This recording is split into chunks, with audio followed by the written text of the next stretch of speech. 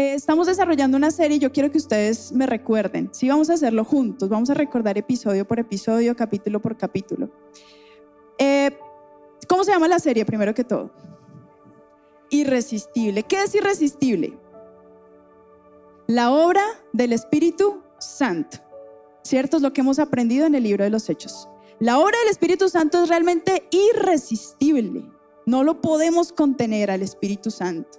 No lo podemos mandar, encasillar, clasificar, poner en una caja. El Espíritu Santo es exactamente irresistible. ¿Listo? Eso, en el primer capítulo vimos acerca del libro, de qué se trata, cuál era el propósito del libro. Vimos que Hechos 1:8 es un versículo clave para entender todo el libro, que era como el índice, ¿no? Pero recibiréis poder cuando haya venido sobre vosotros el Espíritu Santo. Entendemos que el Espíritu Santo es el protagonista de toda esta historia. Luego viene día 0, en donde Marco nos enseña cómo arranca la iglesia, ¿no? ¿Cuál es el origen de la iglesia? ¿Cómo nace la iglesia a la que pertenecemos tú y yo? Luego viene Mauricio con una explosión, prácticamente sí, una explosión incontenible, y él nos enseñaba acerca de cómo la iglesia que estaba en Jerusalén inicialmente empieza a expandirse hacia otros lugares y fronteras donde nunca antes había llegado, ¿cierto? Entonces, así vamos. Hoy el título de la enseñanza de hoy es La aventura comienza. ¿Cómo se llama? La aventura comienza. ¿Por qué? Porque vamos a basarnos en Hechos del capítulo 13 al capítulo 14, 28. ¿Listo? Entonces, la aventura comienza y vamos a ver algunos detalles. Entonces, en medio de esto, alisten sus Biblias, eso sí, porfa, alisten sí, hay que encenderla en sus celulares, porque vamos a usar mucho la Biblia. ¿Listo? Hechos 13, desde el versículo 1, y vamos a extendernos hasta al capítulo 14, versículo 28. ¿Listo? Ahora, la aventura comienza, y quisiera ver la primera foto, que ustedes vieran esta foto y me digan de qué se trata. Cuando ustedes escuchan la palabra aventura, ¿qué se les viene a la mente? Aventura. ¿Cómo? ¿Jugar? Listo, juego. Algo nuevo, nuevas experiencias, viajar, ¿cierto? Conocer otros lugares. Algo extremo, ¿sí? Suspenso, exacto. La aventura puede traer dolores, pero también muchas alegrías. La aventura puede ser extrema, es algo a lo que nos vamos a enfrentar que no conocemos, y eso genera un poco como de adrenalina, ¿no les parece? Cuando uno como que, por ejemplo, hagan de cuenta que ustedes están allá en ese bungee y se van a lanzar. No sé cuántos se han lanzado, ¿sí? Uy, caramba, una pequeña parte de la población de hoy. Pero lanzarse al vacío es una aventura. ¿Y saben qué pasa con la iglesia? Lo que estaba haciendo el Espíritu Santo y lo que nos estaba enseñando Mauricio en la anterior sesión es que la iglesia iba a lanzarse a una aventura que no conocía. Se iba a lanzar al vacío. ¿Con temor? ¿Ustedes creen que había temor? Obviamente, ¿cierto? ¿Con dolor? Seguramente. ¿Con incertidumbre? Toda, ¿cierto? ¿Qué va a pasar? Nos vamos, pero ¿y cómo nos van a recibir? ¿Qué se viene en el futuro?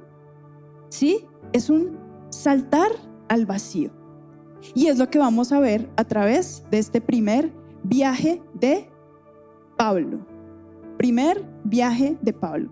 Básicamente, lo que vamos a ver hoy es ese movimiento que impulsa el Espíritu Santo, pero que lleva a Pablo hacia otras latitudes. ¿Estamos listos para arrancar? ¿Listo? Bueno, en el primer capítulo conocimos detalles acerca el capítulo 12. A partir del capítulo 12, Pablo es el personaje dominante. Es el personaje, ¿ustedes se acuerdan? En la anterior sesión, cómo nos enseñaron que Pablo fue derribado, ¿no? No se sabe de qué, porque la Biblia no dice específicamente de dónde fue derribado, solamente que cayó al suelo. Y empieza un llamado, ¿no? Jesús lo llama, él se transforma, se convierte, cree en Jesús y empieza una dinámica en su vida, una preparación.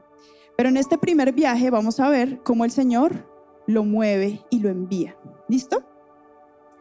Entonces, arranquemos. Capítulo 13, versículo 1. Vamos a leer del 1 al 3 primero. ¿Listo? Dice: en la iglesia de Antioquía eran profetas y maestros: Bernabé, Simeón, apodado el Negro, Lucio de Cirene, Manaén, que se había criado con Herodes el tetrarca, y Saulo. Mientras participaban en el culto al Señor y ayunaban, el Espíritu Santo dijo, ¿quién dijo? Apártenme ahora a Bernabé y a Saulo para el trabajo al que los he llamado. Así que después de, repitan ustedes allá fuerte, ¿de qué? Ayunar, luego orar y luego imponer las manos, los despidieron. ¿A quiénes? Bernabé y a Saulo, ¿cierto? Saulo, que ustedes saben que es el mismo Pablo. ¿Listo? En estos 3 versículos vemos lo siguiente. Había un equipo de trabajo, ¿sí? No es, vamos a mandar a Pablo, ¡prin! Y lo mandaron solo allá, defiéndase como pueda, ¿cierto? No, había un equipo. Dice que habían maestros, habían profetas, ¿sí? Y lo que iba a pasar aquí, iban a enviar ¿a quiénes? A unos apóstoles que iban a abrir otros lugares y otras iglesias. O sea, había equipo. Unos se quedaban y otros se iban. Ahora, ¿ustedes qué creen? Que Bernabé y Pablo eran de los más importantes, digamos, no hablando en importancia de ser mejores o peores, sino en el liderazgo de la iglesia. ¿Pablo y Bernabé ocuparían un lugar importante? ¿Qué piensan? ¿Cierto que sí? O sea, ¿a quién envían? A lo mejor del liderazgo. ¿Sí? A lo mejor del liderazgo. Eso confronta un poco, porque es como, vamos a dejar una iglesia que están haciendo y vamos a enviar a los mejores líderes, ¿y quién se queda? ¿Sí? Pero había equipo. Unos se quedaban y otros salían. ¿Quién fue el que dio las instrucciones? El Espíritu Santo. Recordemos que siempre en el libro de los Hechos, el Espíritu Santo es el protagonista. En la historia de la iglesia, en la vida de la iglesia, el Espíritu Santo es ¿qué? Protagonista. Quedan en evidencia también 2 palabras muy importantes que repetimos en varias oportunidades. ¿Qué cuáles son? Ayunar y orar. Muy bien, están prestando atención. Y eso me hace recordar a mí una historia, un chiste muy malo de Marco, que él siempre dice cuando hablamos de las niñas, ¿no? Del futuro de las niñas, cuando lleguen esos pretendientes. Y él dice, yo voy a recurrir a ayuno y oración. Y yo les voy a presentar aquí ayuno y oración. Marco siempre lo dice porque, claro, se siente ese pavor de que las niñas están creciendo, caramba, es difícil, ¿no? Vas a tener que desprenderte en algún momento, ¿sí? Entonces él siempre dice, yo voy a recurrir como un hombre espiritual que es al ayuno y a la oración, ¿sí? ¿Por qué? Y bueno, el chiste viene a colación, ¿por qué? Porque realmente estas 2 palabras a veces le damos una mínima importancia en nuestra vida espiritual, ¿sí? Si yo preguntara, es más, si yo misma abriera mi corazón acá y les dijera cuántas veces he ayunado y orado en el año, tal vez sentiría vergüenza, ¿sí? Porque realmente todo lo que pasaba en la iglesia, todas las instrucciones que daba el Espíritu Santo, la sintonía, el conectarme con el corazón de Dios, venían a través de estas 2 sencillas pero profundas y hermosas palabras: ayuno y oración. Ayuno y oración. Y se van a dar cuenta cómo ese patrón se repite durante todo el libro. Entonces, en ayuno y oración reciben instrucciones, ¿cierto? Por el Espíritu Santo. En ayuno y oración envían al equipo misionero, a esos dos que eran el equipo misionero. Luego más adelante vamos a ver cómo cada iglesia que fundaban se levantaban nuevos líderes. Y adivinen a través de qué se nombraban: del ayuno y la oración. Era a través del ayuno y la oración que podían encomendar y asignar a personas para liderar y poder levantar la iglesia. Y yo traje, digamos que dos significados. Esto no quiere decir que sea el todo, pero me gustó la forma en que lo abordan para explicárselos hoy acerca de lo que es el ayuno y acerca de lo que es la oración. Dice, esto está en un libro que yo estaba leyendo, que es la persona se llama Ralph Earl, y dice que el ayuno persigue un estado de concentración ininterrumpida que hace posible constatar la voluntad de Dios. El ayuno no es hacer dieta, no. El ayuno no es dejar de comer, no. El ayuno no es una rutina para físicamente estar mejor o verme bien. El ayuno es poder.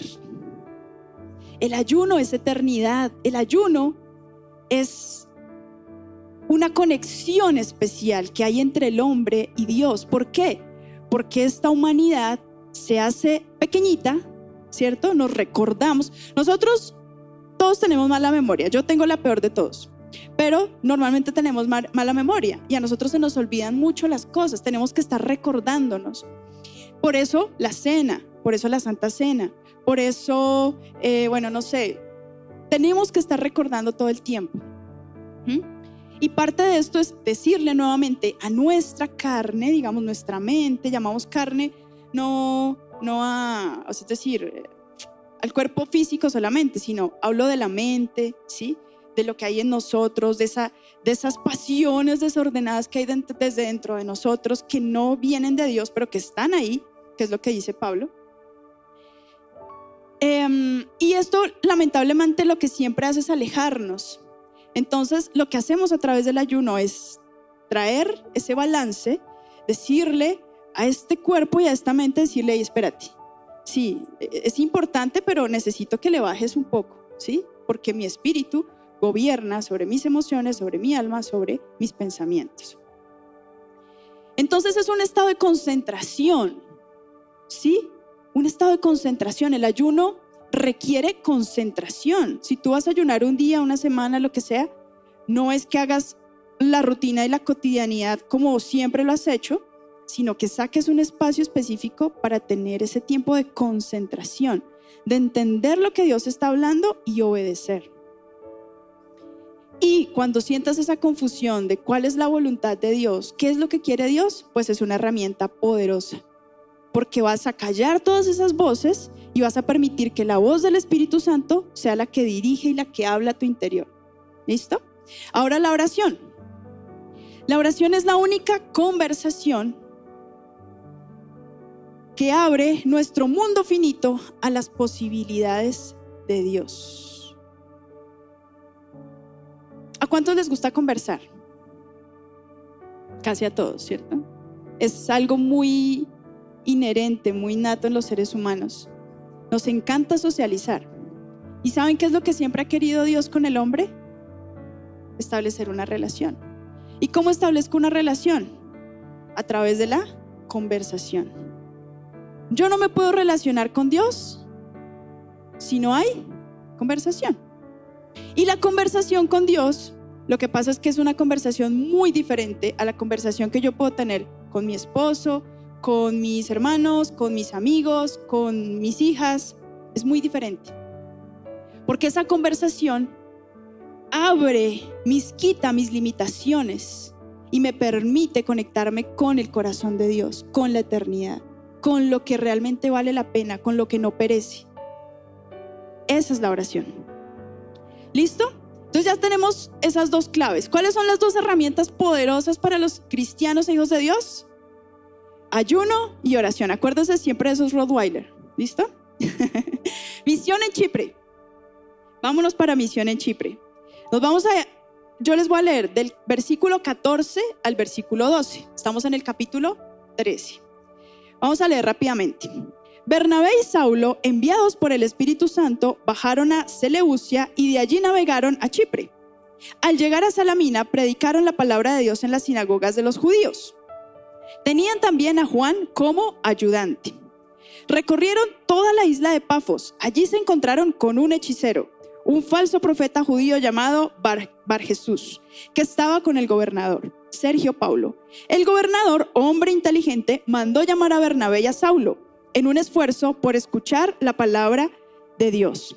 Pero Elimas, el hechicero, que es lo que significa su nombre, se les oponía y procuraba apartar de la fe al gobernador. Entonces Saulo, o sea Pablo, lleno del Espíritu Santo, clavó los ojos en Elimas y le dijo: hijo del diablo y enemigo de toda justicia, lleno de todo tipo de engaño y de fraude, ¿nunca dejarás de torcer los caminos rectos del Señor? Ahora la mano del Señor está contra ti.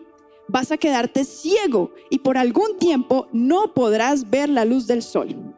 Al instante cayeron sobre él sombra y oscuridad, y comenzó a buscar a tientas a alguien que lo llevara de la mano.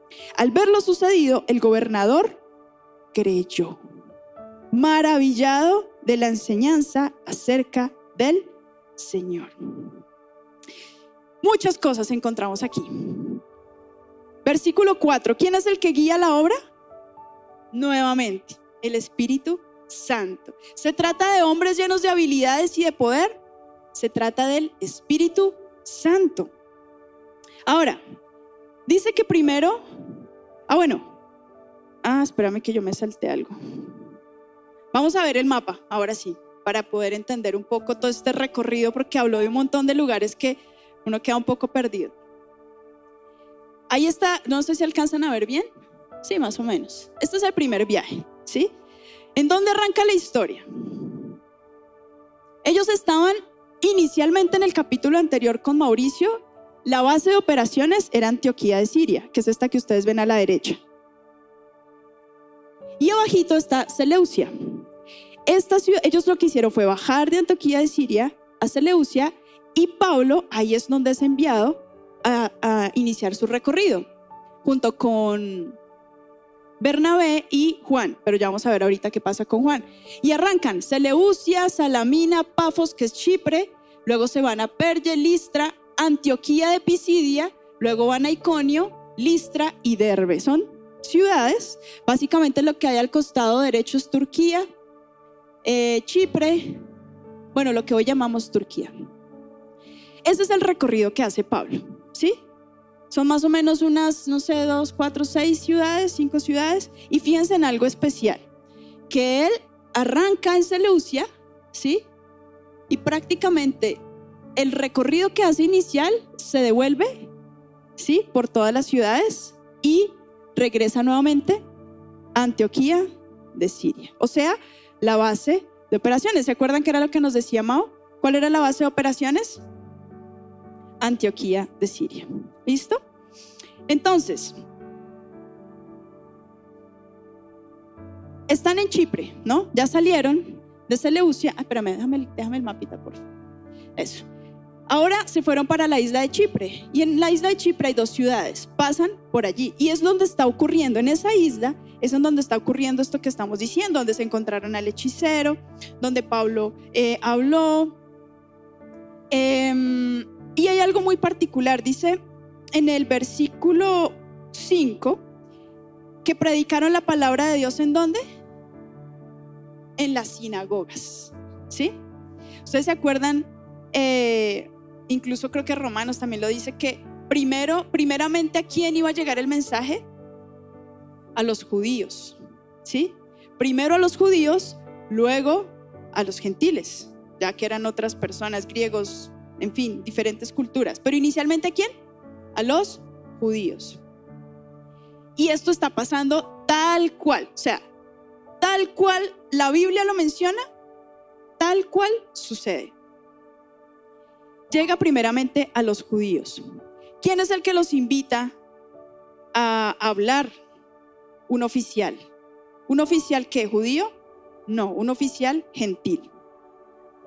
¿Y hay oposición? ¿Se encontraron con oposición? ¿Quién se opuso? El hechicero, que empezó a decirle cosas al gobernador para que no creyera. Pero ¿qué pasa con el gobernador? ¿Cree o no cree? Cree. ¿Y por qué dice que cree? ¿Qué es lo que dice ahí?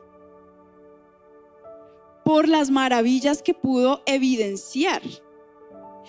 Y aquí ahí vemos algo también clave. Para nosotros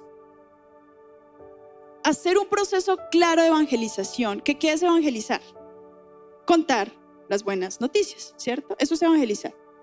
Contar las buenas noticias. Todos nosotros tenemos esa misión de contar las buenas noticias. Y ahí vemos dos cosas súper importantes, que el gobernador vio, o sea, no solamente escuchó, sino que vio, o sea, hay evidencia, ¿cierto? Y quedó como, wow, ¿qué es esto? Lo impactó desde lo profundo de su ser. El corazón se abre a través de los milagros, ¿sí? El corazón se abre a través de las señales, ¿sí? Lo que sucedió cuando le dicen a este hechicero que iba a quedar ciego y el gobernador puede ver que esto sucede en ese mismo instante, era una señal. No era que Pablo era el superpoderoso o Bernabé eran superpoderosos, ¿sí? Sino que era esa patrulla, como nos enseñaba Mauricio, los Paw Patrol, la patrulla canina, ¿se acuerdan? Pero que esa patrulla no puede operar sin el Espíritu Santo. Y fue el Espíritu Santo quien toca a este hombre y lo deja completamente ciego. O sea, ahí vemos que a través del milagro o a través de la señal se confirma lo que dice la palabra. Es una confirmación. Pero este milagro nos tiene que dirigir hacia la verdad, no hacia las personas, ¿sí? La gente debe responder al evangelio, a las buenas noticias, no al milagro o a la señal. ¿Listo? Ahora nos vamos para Antioquía de Pisidia, que es la que queda hacia el norte. Vamos al versículo 13 al 52. Rápidamente. ¿Listo? Voy a leerles súper rápido porque este es un poco más largo, pero síganme por favor, no se me van a quedar por fuera. ¿Listo? Pablo y sus compañeros se hicieron a la mar desde Pafos y llegaron a Perge en Panfilia. Juan se separó de ellos y regresó a Jerusalén. Ellos, por su parte, siguieron su viaje desde Perge hasta Antioquía de Pisidia. El sábado entraron en la sinagoga y se sentaron. ¿En dónde estaban? En la sinagoga.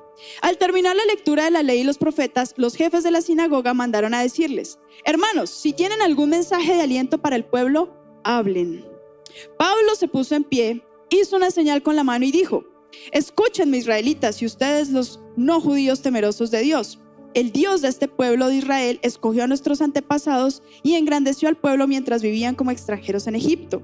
Con gran poder los sacó de aquella tierra y soportó su mal proceder en el desierto unos 40 años. Me salto al versículo 32. Nosotros les anunciamos las buenas noticias respecto a la promesa hecha a nuestros antepasados. Dios nos la ha cumplido plenamente a nosotros, los descendientes de ellos, al resucitar a Jesús. Versículo 42. Al salir ellos de la sinagoga, los invitaron a que el siguiente sábado hablaran más de estas cosas. Cuando se disolvió la asamblea, muchos judíos y fieles convertidos al judaísmo acompañaron a Pablo y a Bernabé, los cuales en su conversación con ellos les instaron a perseverar en la gracia de Dios. El siguiente sábado casi toda la ciudad se congregó para oír la palabra del Señor. Pero cuando los judíos vieron a las multitudes, se llenaron de envidia y contradecían con maldiciones lo que Pablo decía. Pablo y Bernabé contestaron valientemente: era necesario que anunciáramos la palabra de Dios primero a ustedes. Como la rechazan y no se consideran dignos de la vida eterna, ahora vamos a dirigirnos a los que no son, ¿qué? Judíos. Así nos lo ha mandado el Señor. Te he puesto por luz para las naciones a fin de que lleves mi salvación hasta los confines de la tierra. Versículo 48. Al oír esto, los que no eran judíos, ¿qué? Se alegraron, se regocijaron, celebraron la palabra del Señor y creyeron todos los que estaban destinados a la vida eterna. La palabra del Señor se difundía por toda la región. Pero los judíos incitaron a mujeres muy distinguidas y fieles al judaísmo, también a los hombres más prominentes de la ciudad, y provocaron una persecución contra Pablo y Bernabé. Por tanto, los expulsaron de la región. Ellos, por su parte, se sacudieron el polvo de los pies en señal de protesta contra la ciudad y se fueron a Iconio. Y los discípulos, fíjense en esto, quedaron llenos de alegría y ¿de qué? Del Espíritu Santo. A partir del versículo 13, Pablo toma un papel destacado dentro de esta historia. Prácticamente dentro de todo el grupo, incluso hasta por encima de Bernabé. Porque Bernabé era líder prácticamente de Pablo. Y ahí es en donde ustedes se dan cuenta que en la iglesia no hay esas posiciones, ¿no? Usted es más importante, usted es mejor, usted no. Aquí son asignaciones y funciones. El Señor te necesita liderar, ponte a liderar. El Señor necesita que enseñes, ponte a enseñar. El Señor necesita que hagas lo que te llamó a hacer. Ahora, dice algo muy particular, y es que Juan, ¿qué hizo Juan? Se devolvió. La Biblia no dice exactamente qué pasó, pero iban 3 y se devolvió 1 a Jerusalén. Eso quiere decir que ¿quiénes continuaron la jornada? Pablo y Bernabé. ¿Listo? Ahora, ellos son invitados a enseñar a una sinagoga. ¿Otra vez qué? El lugar de reunión de los judíos. Lo que hace Pablo en esos poquitos versículos que les leí es exponer el plan salvífico o el plan de salvación a través de Dios, a través de Jesús, ¿cierto? Porque los judíos conocen toda la ley, los judíos conocen todas las obras y las hazañas de Dios a través de la historia. Pero lo que no querían entender o lo que no podían entender los judíos aún era que el Mesías ya había llegado. ¿Y era quién? Jesús.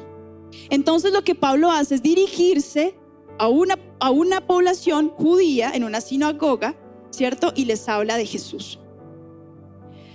Ahora, las repercusiones del sermón de Pablo, que están en el versículo 42 al 52, dice que le vuelven a invitar a la sinagoga, ¿no? Él dio unas palabras y después dice que lo vuelven a invitar, o sea, les quedó gustando.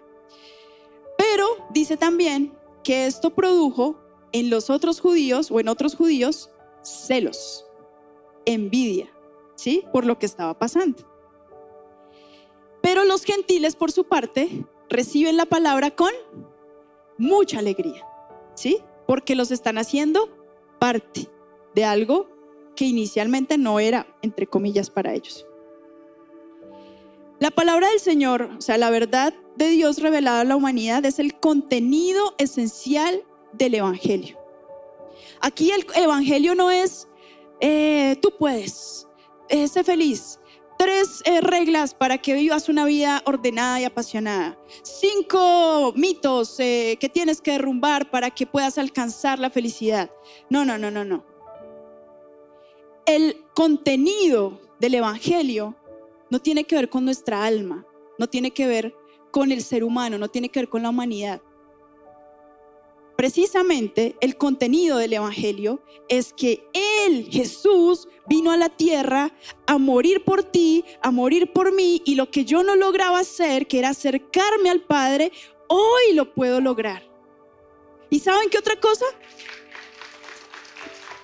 Que lo podemos hacer a través del Espíritu Santo. Miren, el Espíritu Santo es una persona que está para ti, para mí. ¿Para ayudarnos a ser felices? No. Para ayudarnos en el propósito que Dios tiene sobre nuestras vidas. Entonces, hay personas, de hecho lo estábamos viendo también en los grupos en In-House, que de hecho los invitamos, si no hacen parte de un grupo de Viva In-House, busquen, revisen en redes, a través de Natalia, a través de de Marco, o me llaman a mí, lo que sea, para que puedan hacer parte de un grupo. Estamos estudiando el libro de Juan. Y lo que hemos estado estudiando es que hay mucha gente que se acerca a Dios o se acerca a Jesús por un milagro. Hay mucha gente que se acerca esperando que haga algo para mí, Dios, ¿sí? Pero el evangelio no es eso. El evangelio no es que Él se rinda a mis deseos y a mis sueños. El evangelio es que yo me rindo a sus propósitos, a su voluntad, a su proyecto divino, ¿sí? Ahora, podemos tener alegría en medio de las tormentas, ¿sí? Y es lo que vamos a empezar también a ver en los siguientes capítulos. Nos vamos para Iconio. Si quieres, devuélveme el mapita para ir siguiendo Nos vamos para Iconio. Este es el capítulo 14. Vamos a ver del versículo 1 al 7. Capítulo 14 del 1 al 7. Entonces, fíjense, ya pasamos por Chipre, ya pasamos por Antioquía de Pisidia y ahora vamos para Iconio, ¿sí? Una ciudad muy importante. Y vamos a leer del versículo 1 al 7.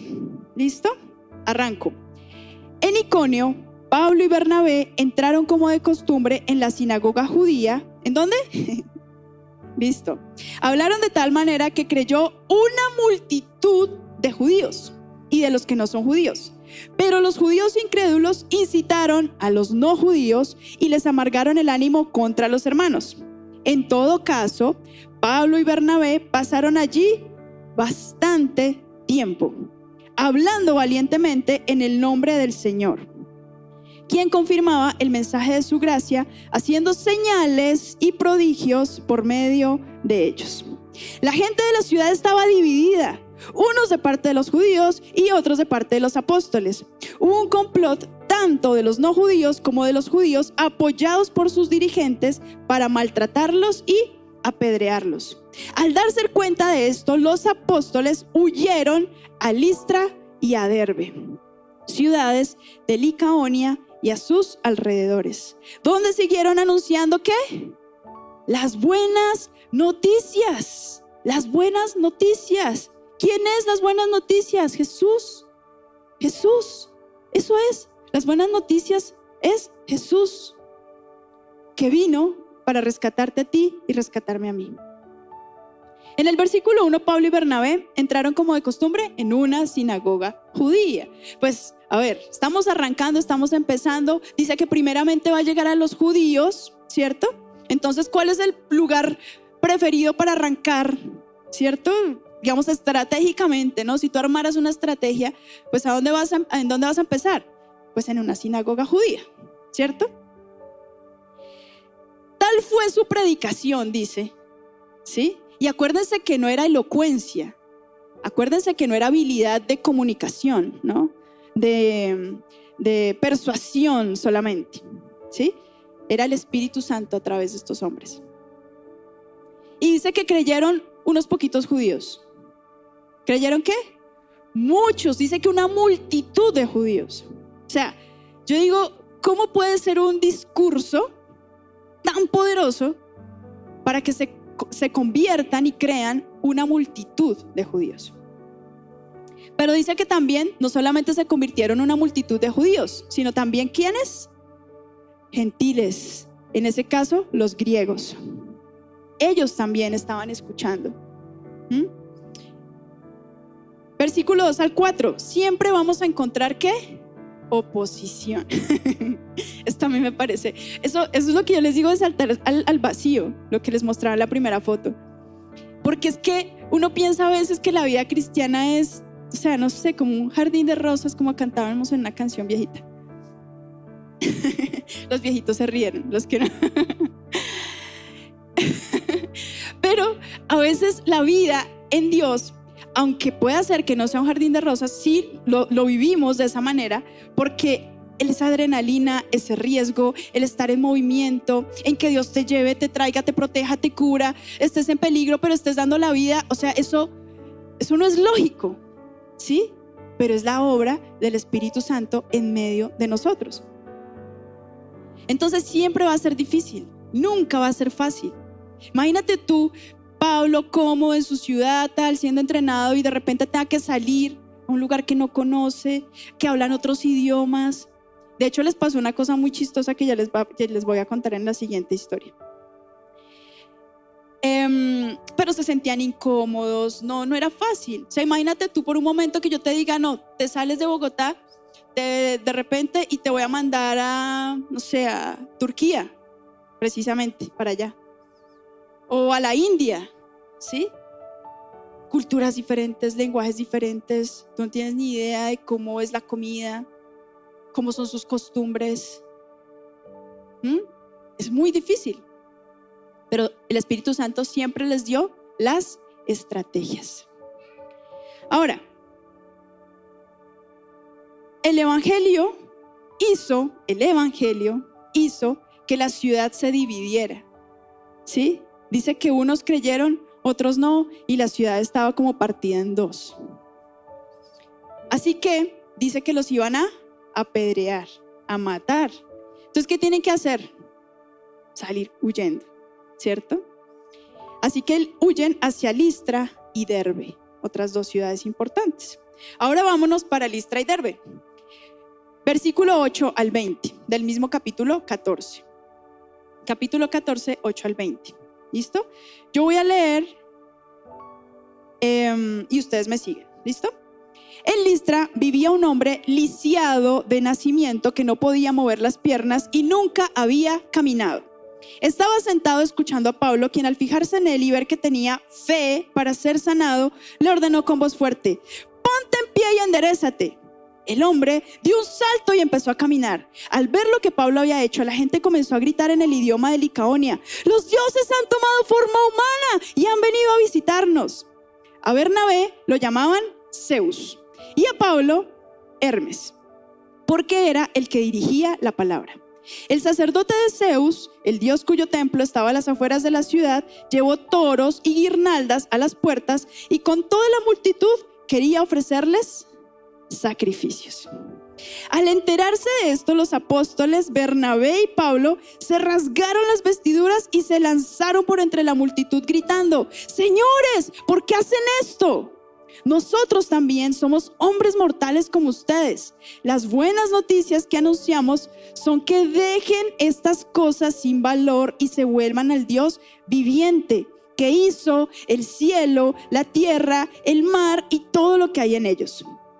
En épocas pasadas, Él permitió que todas las naciones siguieran su propio camino.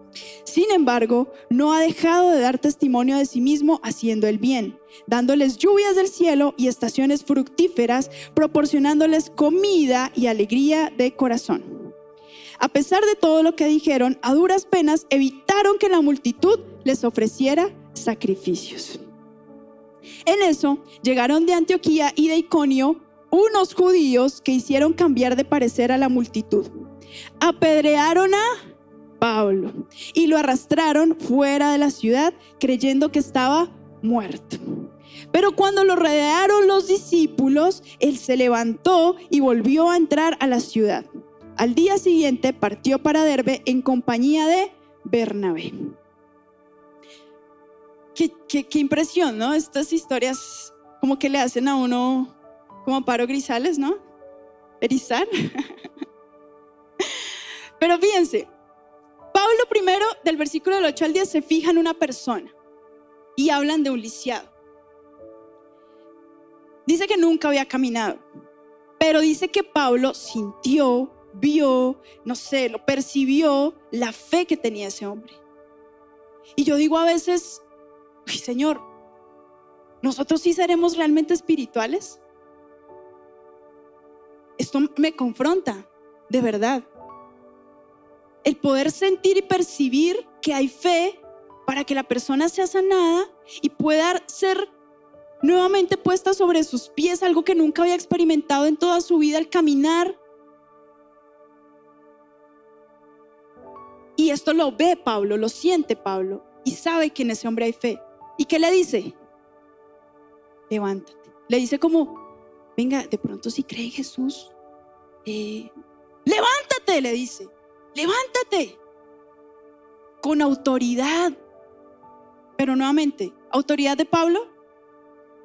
El Espíritu Santo fluyendo a través de él. Levántate.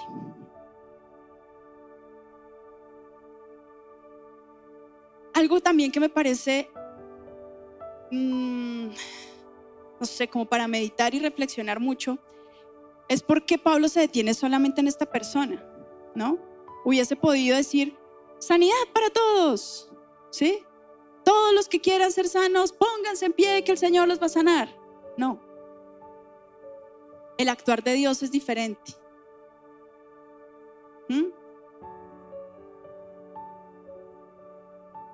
Ahora, el principio sí es que oremos por todos, ¿no? Oremos por todos. Pero Dios es específicamente quien hace la obra en cada persona. Versículos 11 al 14. Esta es la historia más graciosa. Los licaonios los creen dioses.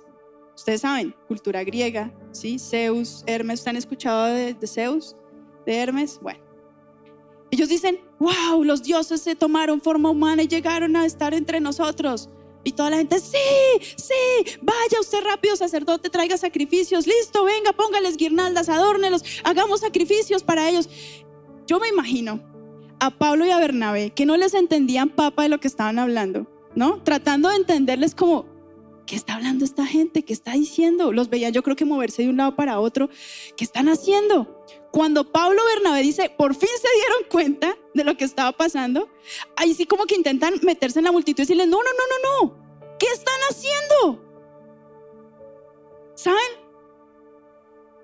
Los líderes de las iglesias de hoy no podemos estar pensando, ¿sí?, que nosotros somos los que hacemos la obra, ni que tienen que estar a nosotros, ¿sí?, ¿dónde te pongo? ¿Qué te llevo? ¿Qué te hago? ¿Sí? Ofrecer sacrificios. Los líderes de la iglesia tienen que tener claro, miren, ni la persecución pudo moverlos, ¿cierto? Ni el peligro pudo moverlos, pero tampoco la adulación. Tampoco la adulación. Es que tú eres increíble, ese es el mejor líder que has tenido en toda mi vida. Es que tú hablas tan espectacular. No, es que cada vez que Cesarina habla, yo mira, el Señor me toca, me muestra su rostro, ¿sí? Realmente esto no se trata de nosotros. Somos de carne y hueso, personas comunes y corrientes con un Dios que es extraordinario.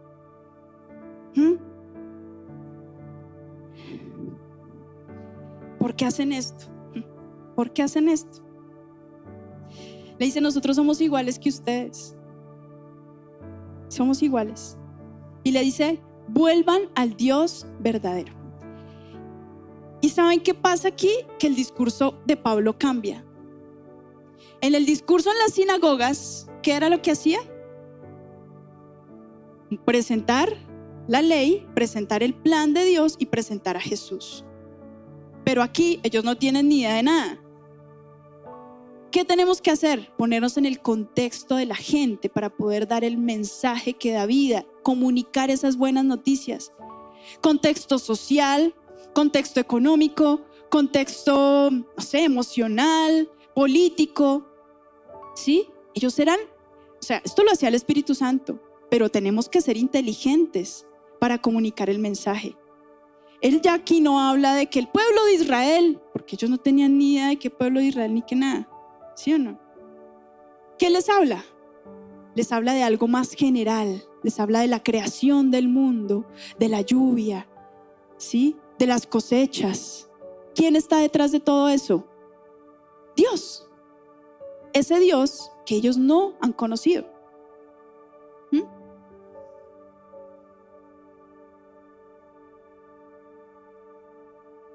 Ese prácticamente es el primer discurso de Hechos a una audiencia que no era judía.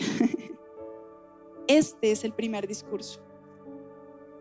Este es el primer discurso que motivó a que tú y yo estemos aquí.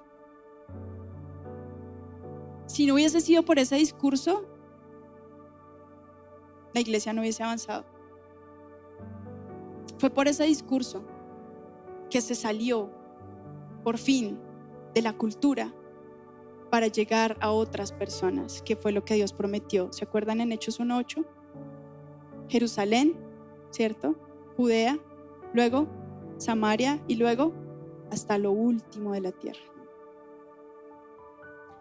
Versículos 19 al 20.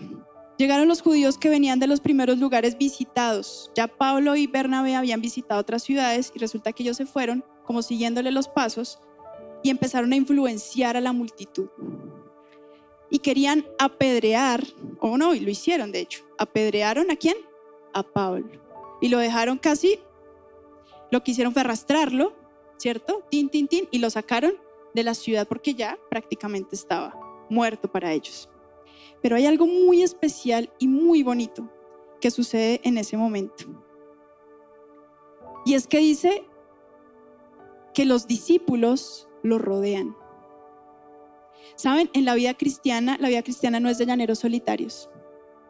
La vida cristiana es de familias, es de comunidades que rodean al que está casi muerto y lo levantan y lo ayudan para que pueda seguir caminando. Si estos discípulos no rodean a Pablo, tampoco estaríamos aquí hoy. La historia no hubiera continuado. Necesitamos de otros. Necesitamos de otros. Eso es lo que nos está modelando Pablo, el super Pablo que todos conocemos. Lo dejaron casi muerto, pero allí estaban los discípulos para rodearle y levantarle. A estos discípulos, el dolor de la humillación no les quita la emoción de comunicar el mensaje que les cambió la vida. Son discípulos que, si se acuerdan también en uno de los capítulos pasados que hablábamos acerca de lo que era ser testigo y del origen de la palabra que tenía que ver con mártir, es que no les importa dar la vida por contar las buenas noticias. No les importa dar todo, su propia vida. O sea, eso es un discípulo. Ahora, las buenas nuevas siguen siendo buenas a pesar de nuestras propias y malas experiencias. Ellos no dijeron, Pablo no dijo, uy no, casi me matan, ¿sabe qué? Yo me devuelvo, chao, adiós. ¿Cierto que no? O los discípulos, uy no, si es que era el líder, mírenlo ahí casi muerto. No, ¿qué les pasa? ¿Sabe qué? Deje así, apaguemos y vámonos. ¿Cierto que no? La obra de Dios continúa y no está centrado en ti o en mí. Pero la iglesia sí tiene una misión. La iglesia sí tiene un propósito. Las buenas nuevas siguen siendo buenas. O sea, Jesús sigue siendo la mejor noticia para el mundo entero. Sigue siendo hoy. A pesar de mis malas experiencias, a pesar de mi sufrimiento, a pesar de mi dolor, a pesar de mis situaciones, a pesar de que a veces me siento fracasado, frustrado, con la emoción en el piso, pero las buenas noticias siguen siendo buenas. Y bueno, nos vamos para el 14 del 21 al 28. 14 del 21 al 28. Listo, voy a leerles rápidamente. Este es el regreso, ¿no? Yo les dije que Pablo emprendió un viaje, pero luego se regresó casi por las mismas ciudades. Lo vamos a ver. Dice, después de anunciar las buenas noticias en aquella ciudad y de hacer muchos discípulos, Pablo y Bernabé regresaron a Listra, a Iconio y a Antioquía, fortaleciendo a los discípulos y animándolos a perseverar en la fe. Es necesario pasar por muchas dificultades para entrar en el reino de Dios. Les decían, cada iglesia nombró líderes religiosos y con oración y ayuno, los Rottweiler, los encomendaron al Señor, en quien habían creído. Atravesando Pisidia, llegaron a Panfilia y de Atalía, y cuando terminaron de predicar la palabra en Perge, bajaron a Atalía. De Atalía navegaron a Antioquía, donde se los había encomendado a la gracia de Dios para la obra que ya habían realizado. Cuando llegaron, reunieron a la iglesia e informaron de todo lo que Dios había hecho por medio de ellos y de cómo había abierto la puerta de la fe a los no judíos. Y se quedaron allí mucho tiempo con los discípulos. Versículo 22 al 23 nos habla de otra cosa importante que nosotros los cristianos, la familia de fe, hacemos unos con otros. Pablo se regresa por las mismas ciudades. ¿Por qué? Porque yo no puedo hablarte hoy, ¿sí? Tú que estás empezando en el evangelio, que no conoces, que te dicen Cristo, que te hablan de Dios, y tú estás empezando y no entiendes muchas cosas, y dejarte ahí. Lo que Pablo hace es regresar y dice que los fortalece y los anima. ¿Saben? Esa es nuestra misión también. Entre nosotros, fortalecernos y animarnos para seguir caminando. La vida no es fácil. No es un jardín de rosas otra vez. Entonces, es necesario, y esto va como en contravía de todo lo que dice la gente hoy, ¿no? Las dificultades son necesarias, ¿no? Eso estaba en el versículo, ¿quién me ayuda? El 22. Es necesario pasar por muchas dificultades para entrar en el reino de Dios. Hay muchas predicaciones hoy que te dicen, no sé, entrega la vida al Señor, que todo va a ser paz, armonía, tranquilidad, vas a estar cómodo en tu casa, vas a asistir los domingos regularmente a una reunión, todos van a estar felices, se van a abrazar unos con otros, van a ser amigos, van a ser amorosos, ¿sí? Luego regresas a tu cotidianidad, pero pues eso que recibiste el domingo te ayuda, te mantiene, te sostiene, y así te pasas la vida. Eso no es ser cristiano. Eso no es ser cristiano. Es necesario pasar por muchas dificultades. Las dificultades son una clave del discipulado.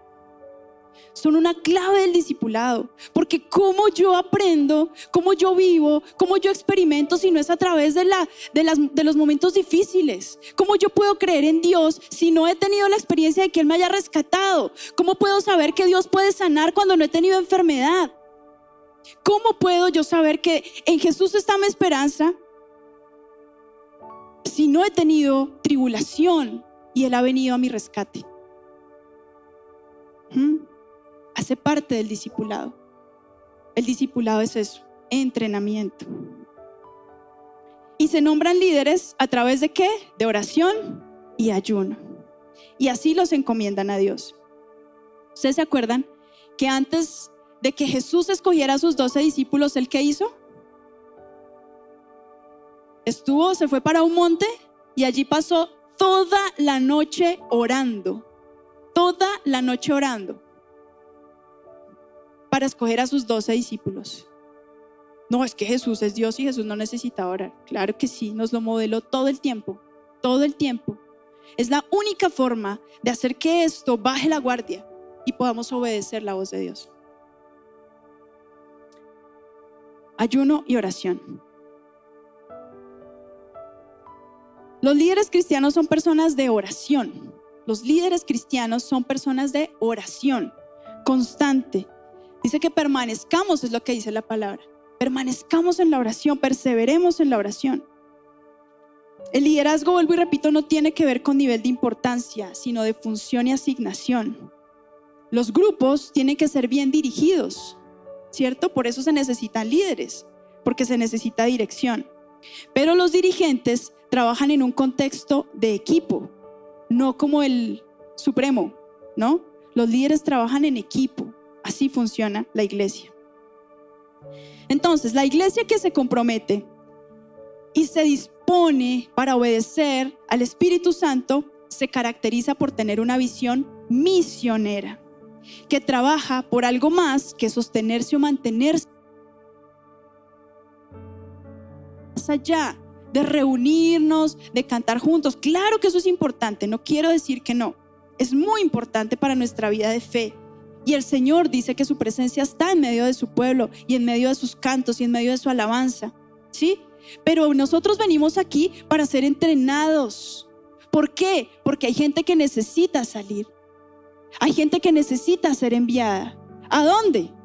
A esos lugares que no conocemos, que son difíciles, que hablan otros idiomas, que no creen en Dios, que creen que somos Zeus y que somos Hermes.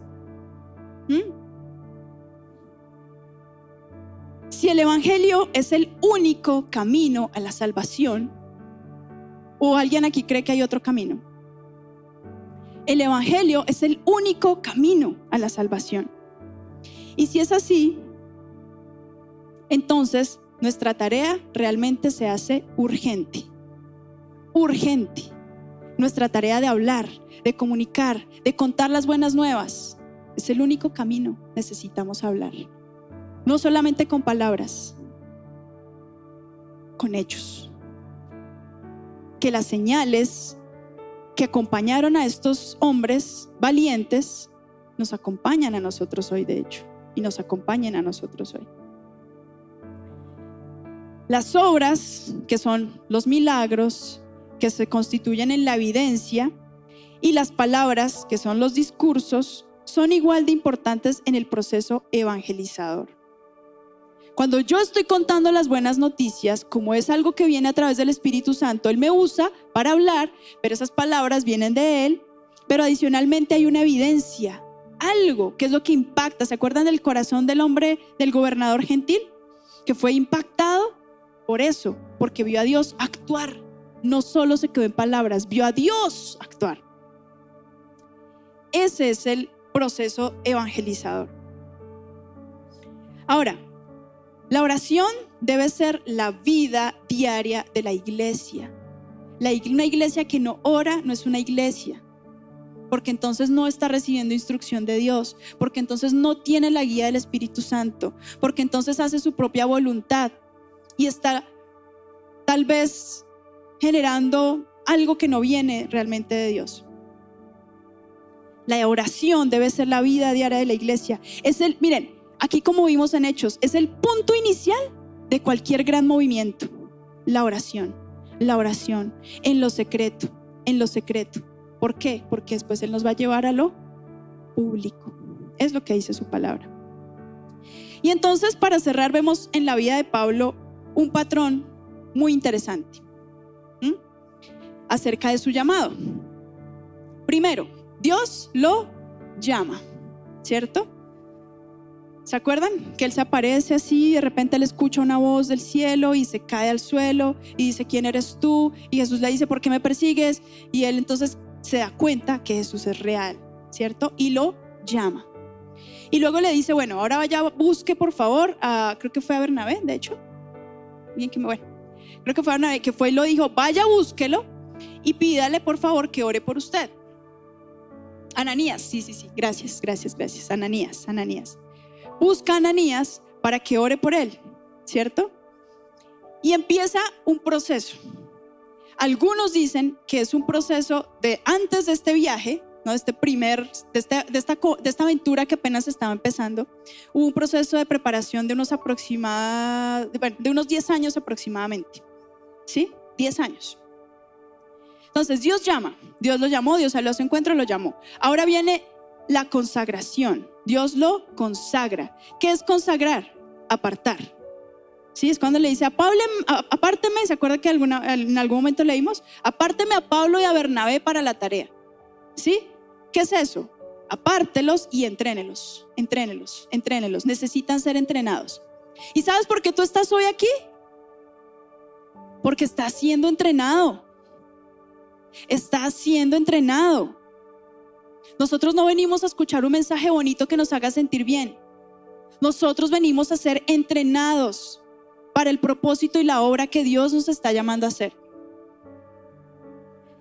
Y dice que más o menos esa capacitación de Pablo fueron unos 10 años. 10 años él conociendo, aprendiendo, ellos instruyéndole. Incluso se confirma en ese tiempo de consagración, se confirma el llamado, se confirma la vocación. Y luego viene la encomienda, ¿sí? Que es cuando ya lanzan a Pablo. Bueno, ya aprendió, ahora huele, ¿cierto? Ahora le toca a usted. Necesito que huele.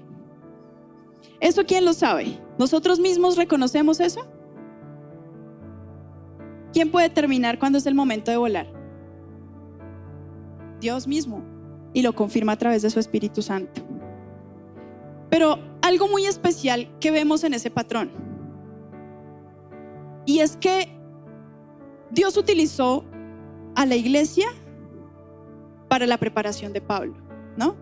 No le dijo, vaya, métase allá a un templo, tome, esta es la Biblia, este es tal, póngase a estudiar y cuando ya esté listo, entonces nos avisa. No, la iglesia lo preparó. O sea, la iglesia es la que prepara. Y en el tercer punto, la iglesia es la que envía. Es a través de la iglesia que el Señor confirma tu llamado. Es a través de la iglesia local que el Señor confirma tu asignación. La iglesia local tiene una importancia enorme en tu vida cristiana. Hay personas que viven separadas de la iglesia. Dicen, yo no necesito la iglesia. Yo soy cristiano, creo en Jesús, pero no necesito el cuerpo de Jesús. Paradójico, ¿no? Es imposible la vida cristiana sin la iglesia. Es imposible. Porque es a través de la iglesia en donde eres fortalecido, en donde eres animado, en donde Dios revela tu asignación, en donde inicias el movimiento, en donde eres expulsado y empujado a empezar a volar. Eso lo hace la iglesia, lo hace el Espíritu Santo a través de la iglesia. Y yo quisiera ya aterrizar esto en el destino final, y es tu propia vida. Tu propia vida, ¿no? Porque esto es muy interesante, muy importante conocer acerca del primer viaje de Pablo, acerca de lo que hace la obra, lo que hace el Espíritu Santo a través de esa iglesia en movimiento, esa iglesia imparable, esa iglesia poderosa. Y es, ¿tú quieres que en verdad la aventura comience en ti? ¿Tú quieres lanzarte al vacío y hacer que el Señor te utilice para iniciar la aventura de tu vida?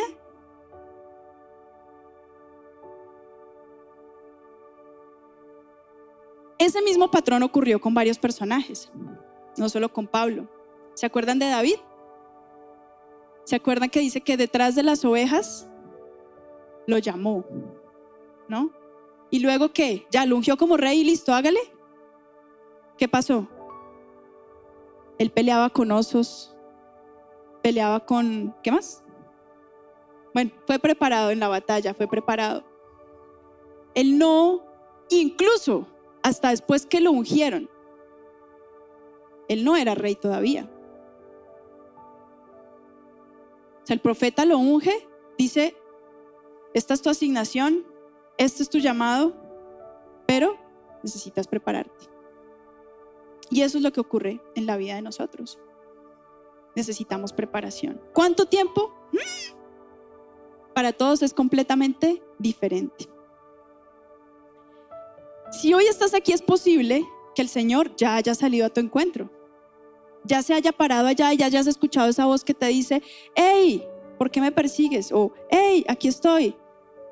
Y ya tú de pronto hayas dicho, oh sí, Señor, como a Pablo, reconozco que eres Jesús, que eres Dios. Pablo fue derribado, y como era un hombre tan radical, porque su carácter y su personalidad le hacía ser un hombre tan radical, que él de una vez tomó una decisión. O sea, un día mataba y perseguía a cristianos, y al otro día buscando a los cristianos para que oren por él, porque el Señor lo había llamado. Un hombre súper radical. Por eso, no para todos funciona igual. Puede ser que nosotros estemos en ese proceso de te escucho, creo que sí, bueno, sí doy un pasito, pero Señor, creo que tengo miedo. En todos funciona diferente. Pero quizás en este momento esté llamándote a ser parte de sus filas. El Señor siempre habla de un ejército, de una iglesia. Dios no sale a tu encuentro para que tengas una vida feliz, ¿sí? Llena de lujo, llena de placer. Él te llama para ser parte de un ejército, una iglesia poderosa que tiene una misión, una encomienda, un propósito. También puede ser que estés en este momento en el suelo, derribado. ¿Eso qué quiere decir? Que a veces nosotros necesitamos ser bueno, nuestros argumentos, nuestros pensamientos necesitan caer al suelo. Casi que a todos nos pasa igual, porque nosotros venimos con unas ideas contrarias y a veces es necesario que el Señor nos haga caer al suelo para que sepamos que estamos a oscuras, que no tenemos cómo ver, para que de repente Él haga el milagro y abra tus ojos y te permita ver la realidad de Dios. ¿En qué momento estás tú? No lo sé. No sé si estés escuchando su voz, no sé si estés en el suelo en este momento, no sé si ya te levantaste y abriste los ojos y pudiste ver la luz y necesitas a otro cristiano para que te ayude, te levante y te fortalezca y te muestre. No sé en qué punto estás.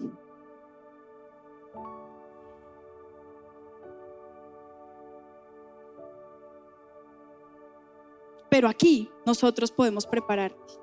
Aquí nosotros estamos llamados a prepararte a ti. No para quedarte sentado. Nosotros estamos llamados para prepararte y lanzarte. Así que no va a ser fácil siempre. No siempre vamos a ser buena gente.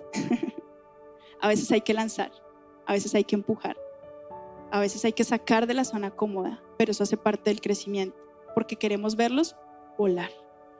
Que cumplan el propósito por el que Dios los llamó. Es que si Dios los llamó no es porque sí. Si Dios los llamó no es para estar sentados 30, 40 años de sus vidas. Bueno, no, pues lo que sea realmente. Dios siempre, o sea, los tiempos para Él no son nada. Pero no es para que estés sentado, me refiero, es para que vivas la aventura, para que empiece la aventura de tu vida. En nuestro caso particular, Marco y yo, nosotros fuimos llamados a eso, a entrenar, a capacitar, a motivar, a inspirar, porque ¿cuál es nuestra asignación? ¿Cuál es nuestra asignación? Nosotros fuimos llamados y ordenados pastores. El pastor no es la figura más importante de una comunidad, de una iglesia. El pastor es una de las personas que se necesitan. Pero la Biblia habla de maestros, evangelistas, apóstoles, profetas. O sea, necesitamos un equipo. La comunidad necesita un equipo, la iglesia necesita de un equipo. ¿Para qué? Para preparar la gente y que la gente salga llevando las buenas noticias. En nuestra historia, si yo les contara, más o menos, voy a hacer así un relámpago, porque es mucha historia y muchos años, pero yo conozco al Señor más o menos desde los 10 años. Nos encontramos con Marco cuando teníamos 12 años, íbamos a la misma iglesia. A él siempre le hablaron del pastorado, siempre, a mí nunca, jamás en la vida. Crecemos, nos ennoviamos, nos casamos y algo que yo había sacado a mi cabeza, no sé por qué, y Marco me lo recordó hace un tiempo, hace tal vez, no sé, un año.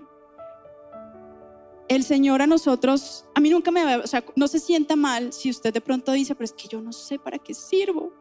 O el Señor, ¿para qué me ha llamado? ¿O qué es lo que hay en mí, Señor? ¿Cuál es mi función? ¿Qué tengo yo que hacer? ¿Seré la de lavar solo los baños? ¿O seré solo la de cantar y hacer worship? ¿Qué tienes para mí, Señor? No se angustien, no se angustien. David tuvo que pasar muchos años en preparación. ¿Sí? Acabamos de leer Pablo, el superdotado, el más de los más, pasó muchos años en preparación. Y yo no tenía ni idea tampoco de qué iba a hacer. Tenía la más mínima idea. A mí nunca me dijeron así, profeta, y el Señor te ha llamado a las naciones, y el Señor te dice que vas a predicar. Jamás. Pero hubo una cosa que me hizo recordar Marco, que de alguna manera confirmó nuestra asignación. Nosotros cuando nos íbamos a casar, escogimos un lugar, de hecho muy cerca de aquí, ¿cómo se llama? San José de Bavaria, para casarnos, ¿no? Íbamos a hacer la ceremonia e íbamos a hacer todo el festín, ¿no? Y resulta que el pastor en ese momento nuestro, el pastor Amaranto Coley se llama él, nos dijo, está bien, no, perfecto, que lo hagan en ese lugar todo. Pero ustedes son una pareja son una pareja de iglesia, son una pareja consagrada. Ustedes no se pueden casar en cualquier lugar, ustedes tienen que venir a casarse acá. Entonces nosotros al principio, de hecho para mí fue como, ¿pero qué pasa? O sea, solamente me voy a cambiar en un lugar, voy a estar en un lugar diferente, pero pues la ceremonia es igual, ¿no?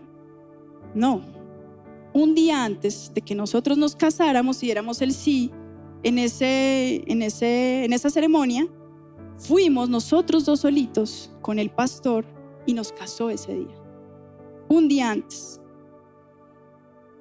Y nos dijo, de hecho hizo una cosa muy especial y nos habló de una forma muy especial. Y lo que nos estaba diciendo era que nosotros éramos una pareja que iba a trabajar en la iglesia. ¿Sí? No era lo que yo quería, no era lo que yo pensaba, ¿no? Pero era lo que el Señor quería. Finalmente, nuestros sueños se empiezan a alinear a sus sueños en algún momento, ¿sí? Y es lo que está pasando. Entonces ese llamado, Dios lo confirma.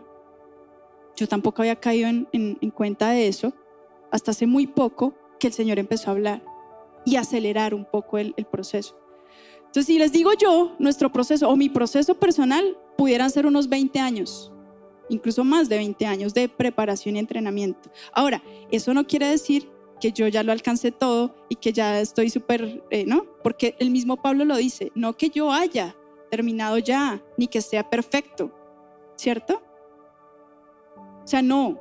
Lo bonito del evangelio es que mientras nosotros discipulamos, también nosotros somos discípulos. Entonces, el llamado, tu asignación, Dios la conoce y es real. No importa que tengas 30, 40, 60, 70, 80 años. Si Dios te permite estar aquí hoy, es porque hay un propósito. Hay algo que quiere hacer contigo. ¿Qué quiere hacer? No me preguntes a mí. Pregúntale a Él. Pero esa asignación sí va a ser confirmada a través de la iglesia, ¿qué? Local. Entonces, prácticamente para Marco y para mí, nuestra aventura, como en Hechos, como en este capítulo de Pablo, hasta ahora está empezando. Y hoy quiero animarlos a eso, que persigamos esa aventura, que el Señor va a decir en el momento exacto y perfecto cuándo es que debes empezar a volar y a ir y a ser lanzado.